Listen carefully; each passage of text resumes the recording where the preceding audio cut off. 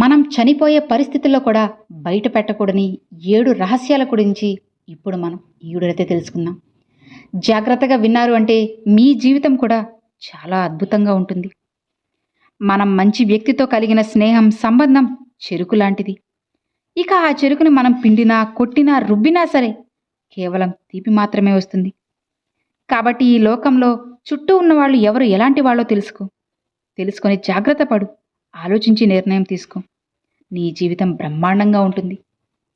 ఎప్పుడైనా సరే నీ ఓటమి తర్వాత వచ్చే అనుభవం, నీకు గొప్ప వ్యక్తిత్వం వల్ల వచ్చే అభిమానం, ఇవి ఏవి కూడా ఎప్పుడు నిన్ను వృధాగా పోనివ్వదు. నువ్వు ఎవ్వరిపై కూడా అస్సలు ఆధారపడకు. నిన్ను నువ్వు నమ్ముకో చాలు. నీకు ఎన్నో గొప్ప ఫలితాలు వస్తాయి. అసలు ఈ లోకంలో ఏదీ కూడా చెప్పి జరగదు కదా. అలానే జరిగింది మార్చడం ఎవ్వరి వల్ల అయ్యే పని కాదు. కాబట్టి గతాన్ని తవ్వుకొని బాధపడకుండా, ప్రయాణాన్ని అక్కడితో ఆపకుండా ముందుకు వెళితేనే జీవితం సంతోషంగా, ఆనందంగా ఉంటుంది. అలానే మనం చనిపోయే పరిస్థితిలో ఉన్నప్పుడు కూడా ఎవ్వరికీ చెప్పకూడని 7 విషయాల గురించి, కొన్ని రహస్యాల గురించి ఇప్పుడు మనం ఈ వీడియోలో తెలుసుకుందాం. మనం జీవితంలో చాలాసార్లు ఒక తప్పు అనేది చేస్తూ ఉంటాం. అది ఏంటి అంటే, ఇతరులతో మాట్లాడుతూ చాలా వ్యక్తిగత విషయాలు అన్నీ చెబుతాం. ఏవి చెప్పాలి, ఏవి చెప్పకూడదు అనే విషయాల్లో జాగ్రత్త పడం. ఆ సమయంలో మన వ్యక్తిగత విషయాలన్నీ బయట పెడతాం. ఇక ఆ తరువాత మనం చెప్పిన విషయాలు మనకే కష్టాలనిస్తాయి. ఎంత దగ్గర మనిషికైనా సరే కొన్ని విషయాల్ని మాత్రం ఎవ్వరికీ చెప్పకూడదు. ఎందుకంటే మనం చెప్పిన విషయాల వల్లే మనం చాలా ఇబ్బంది పడుతూ ఉంటాం. నిజమే కదండి. ఇలా చాలామంది చెప్పి కూడా భయపడుతూ, బాధపడుతూ, ఇంకా కూడా కృంగిపోతూ ఉండేవాళ్ళు మన చుట్టూ అసలు మనమే ఉంటాము. కాబట్టి ఇకనైనా కళ్ళు తెరవండి. ఎలాంటి పరిస్థితుల్లో కూడా ఎవ్వరికి చెప్పని 7 రహస్యాల గురించి ఇప్పుడు మనం ఈ వీడియోతో తెలుసుకుందాం. చివరి వరకు విన్నారు అంటే మీ జీవితం బ్రహ్మాండంగా ఉంటుంది. అందులో మొదటిది మీ అవమానం. ఎక్కడైనా సరే మీరు అవమానానికి గురైతే కనుక దాన్ని ఎక్కువగా చెబుతూ సానుభూతి కోసం అస్సలు వెతకకండి.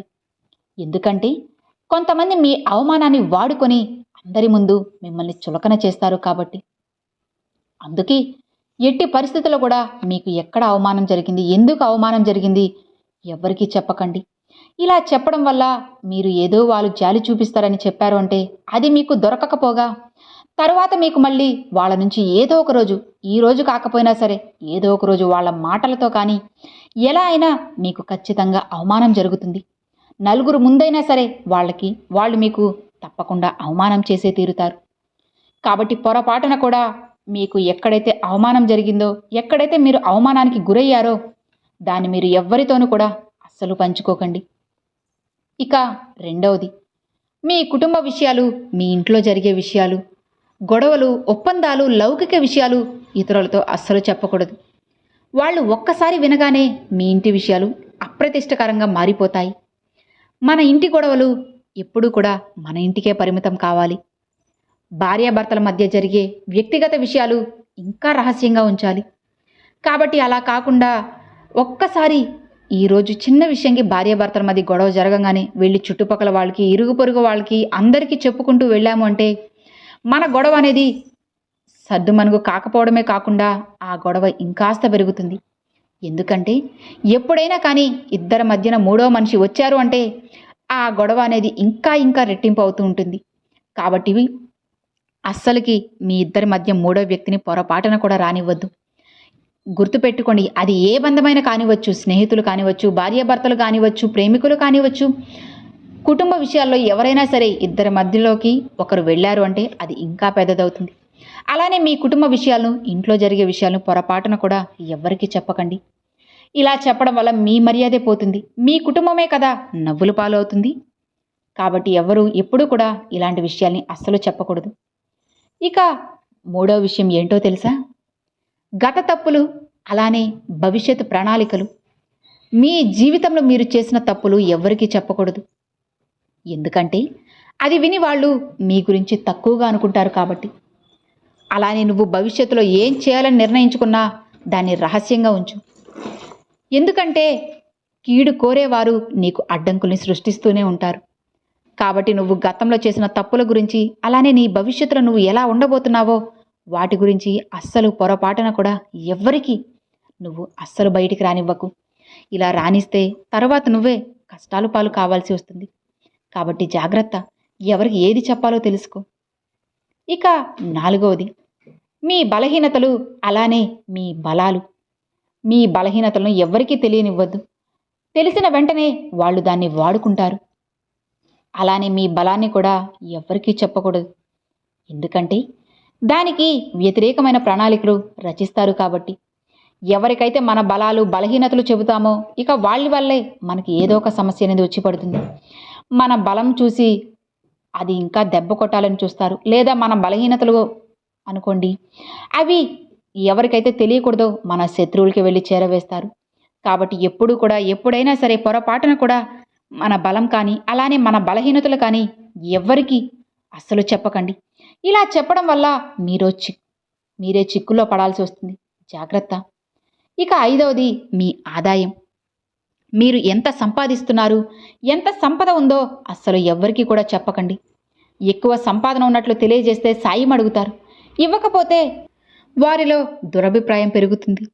తక్కువ సంపాదన అని తెలిస్తే మనల్ని అపహాస్యం చేస్తారు. అందుకే మీ సంపాదనను, మీరు సంపాదించేదాన్ని వీలైనంత వరకు రహస్యంగా ఉండడమే మంచిది.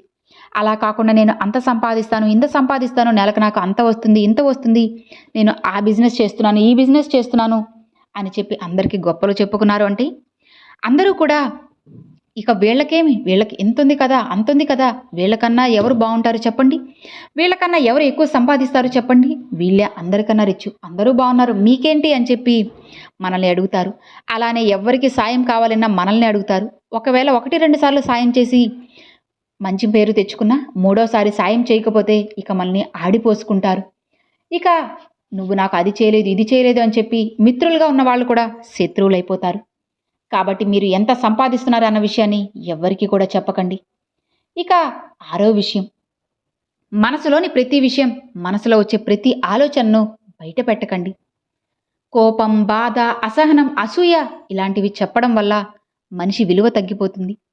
కాబట్టి ఏదైనా సరే జాగ్రత్తగా ఆచితూచి ఆలోచించి మాట్లాడండి. అలా కాకుండా మీలో ఏదైతే అనుకుంటారో అది బయటికి చెప్పేయడం, అలానే మీ కోపం, బాధ వీటన్నిటిని బయటికి చెప్పడం వల్ల మీ విలువే నలుగురిలో తగ్గిపోతుంది.